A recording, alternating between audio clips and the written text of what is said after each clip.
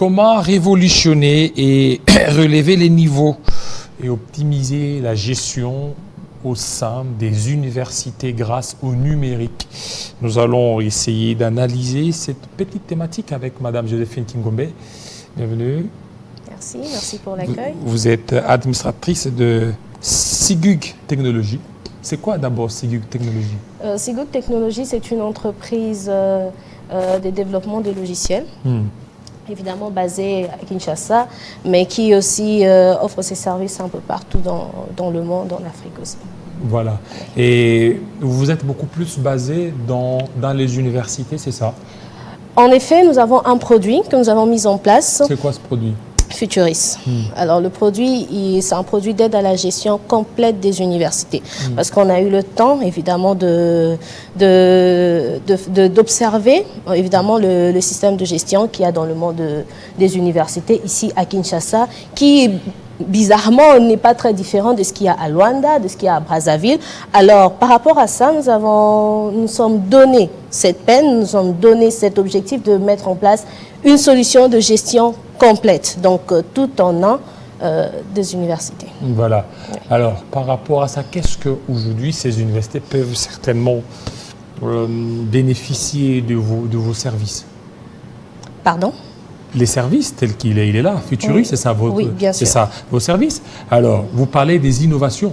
Oui, bien sûr. Oui, c'est depuis quand que cela a été introduit dans le système éducatif congolais?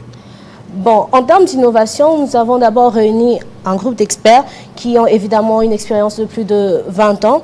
Et c'est grâce à ce groupe d'experts que nous avons mis en place ce produit. Et qui évidemment a été testé pendant plus d'une année avant d'être mis sur le marché, parce qu'évidemment il s'utilise déjà en Angola, par exemple à l'Université Polytechnique d'Angola et avec plusieurs autres universités. Et donc évidemment le produit aussi s'adapte dans la gestion ici dans les universités congolaises et tout. Déjà, comme j'ai dit que c'est dans la gestion de bout en bout, donc déjà dans la phase d'inscription.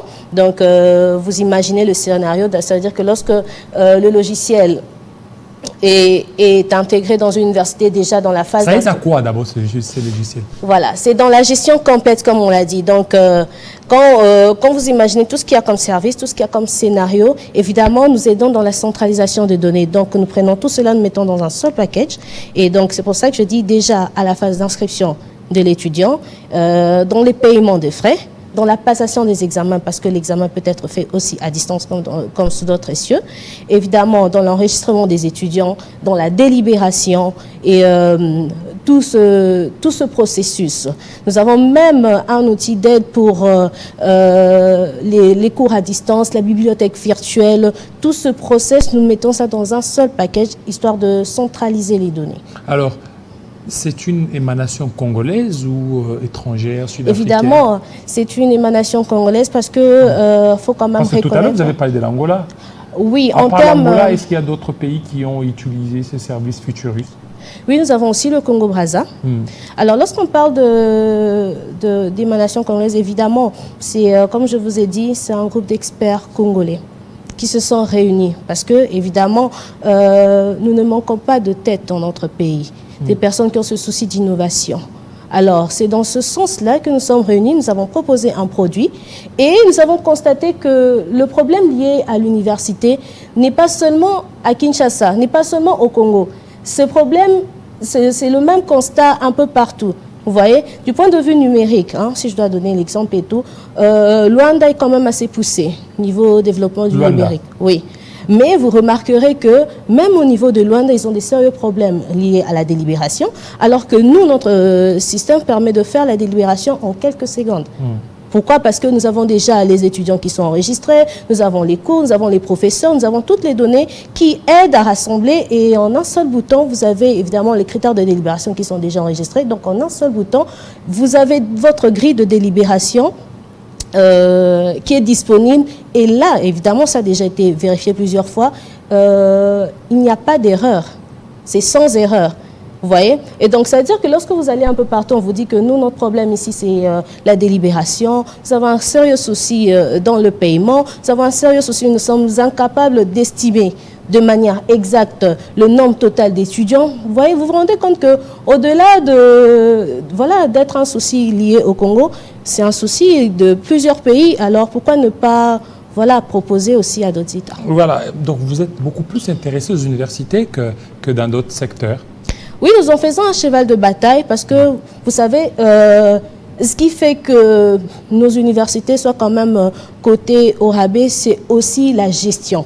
Vous voyez? Parce que au-delà d'être, évidemment, d'avoir fait les études ici au Congo, j'ai quand même eu, après avoir eu mon diplôme et tout, j'ai quand même participé à cette période de délibération, voir un peu comment ça se passe en interne. Et là, vous vous rendez compte qu'il y a plusieurs personnes qui échouent, pas parce qu'ils ne sont pas intelligents, mais à cause du système en interne, qui fait que, même s'ils pouvaient avoir, évidemment, le correcteur et ceux qui participent à la session de délibération, même s'ils avaient toute la bonne volonté du monde et tout, mais à cause de la charge du travail, il y a plusieurs qui échouent.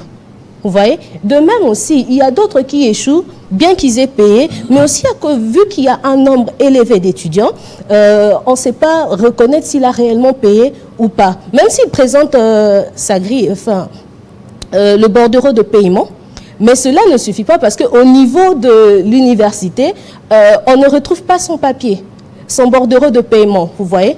Alors c'est tout ça là qu'on se dit non, il faudrait vraiment faire quelque chose. Il faudrait vraiment aider du mieux qu'on peut, évidemment avec l'aide du gouvernement, du mieux qu'on peut à la gestion des universités en apportant des outils adéquats qui permettent d'abord un gain de temps et aussi des résultats satisfaisants qui réduisent l'erreur humaine. Donc voilà. Alors, est-ce que maintenant, par rapport à ça, comment les gens peuvent entrer en contact avec ce service des futuristes?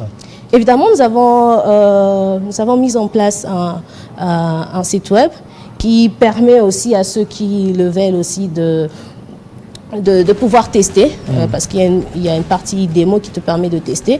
Alors c'est Futurist Vision, quand vous tapez Futurist Vision, donc Futurist avec 2 S, vision.com, vous allez accéder au site web et là vous aurez toutes les informations liées évidemment à l'adresse, au numéro de contact, même au logiciel pour la démo. Parce que c'est un logiciel prêt et testé et on a constaté que ça répond réellement aux besoins. Et donc, ici, voilà. vous l'avez déjà testé où? Quelle université?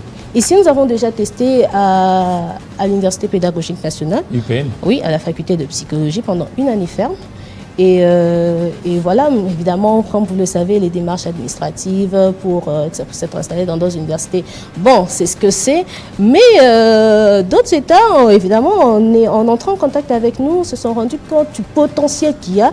Et malheureusement, nous avons nos premiers clients qui sont à Luanda. Donc, comme je l'ai dit, l'Université polytechnique d'Angola, l'Université catholique d'Angola et tout.